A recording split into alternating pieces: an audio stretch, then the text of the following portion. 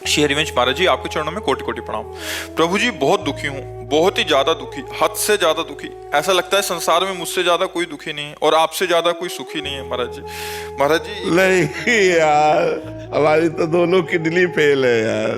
आप मन से बहुत सुखी हो, मुझे नहीं लगता दुनिया में आपके जैसा कोई सुखी होगा, खुश होगा।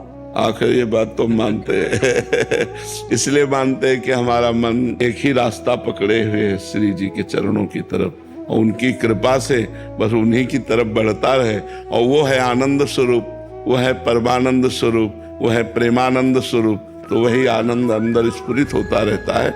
जब हम संसार का आश्रय लेते हैं तो दुख ही दुख है। इसका नाम क्या है शास्त्र में जानते हो? दुखालयम।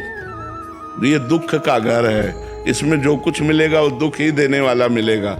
दुखालयम। और सुखालयम कौन है? भगवान है।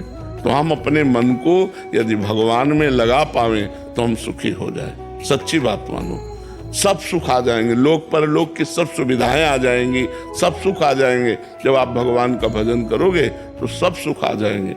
जैसे खूब अगाध सरोवर जल हो तो मछली खूब किलोले करती है, थोड़ा जल हो तो चिंता है कि कहीं सूख न जाए। लेकिन समुद्र में है तो आनंद ही आनंद है उसको। सुखी मीन जहां नीर अगाधा और जिम हरि शरण न एको बाधा। अगर हम भगवान की शरण में भैया तो दुख भी सुख बन जाता है, और अगर भगवान से विमुख है तो सुख भी दुख बन जाता है। ये बात समझ लीजिए। तो भगवान की शरण होकर नाम जप करो, अच्छे आचरण करो। बाबा थोड़ी खुशी हमारी तरफ भी ट्रांसफर कर दो ना, आप कितने सुखी रहते। अगर ऐसा होता तो हम तो पूरे भारत को ट्रांसफर कर देते क्योंकि अपने बस का कुछ है नहीं। तुम्हारी समझ से तुम्हें सुख मिलेगा और तुम्हारी समझ से तुम्हें दुख मिलेगा। पॉजिटिव चिंतन हो गया तो निगेटिव चिंतन को दबाकर जब पॉजिटिव चिंतन बढ़ता है तो आनंद आता है, और जब पॉजिटिव चिंतन को दबाकर निगेटिव चिंतन बढ़ता है तो हम चाहे जितने करोड़पति हों, हमें दुखी का अनुभव होगा।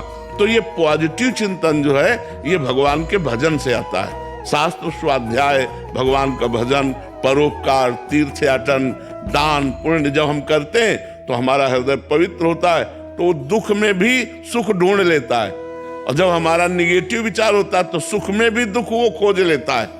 कहीं ऐसा ना हो जाए, कहीं ऐसा ना हो जाए, ये चिंतन वो चिंतन, बड़ा भयावह चिंतन, दुख, विषाद, शोक, चिंता, उद्वेग, ये सब अंदर आ जाता है। तो हमें लगता है हमारे करने से नहीं होगा, ये चीज आपको करनी होगी। जो हम कह रहे हैं उसको आप करो तो आपका चिंतन सही हो जाएगा।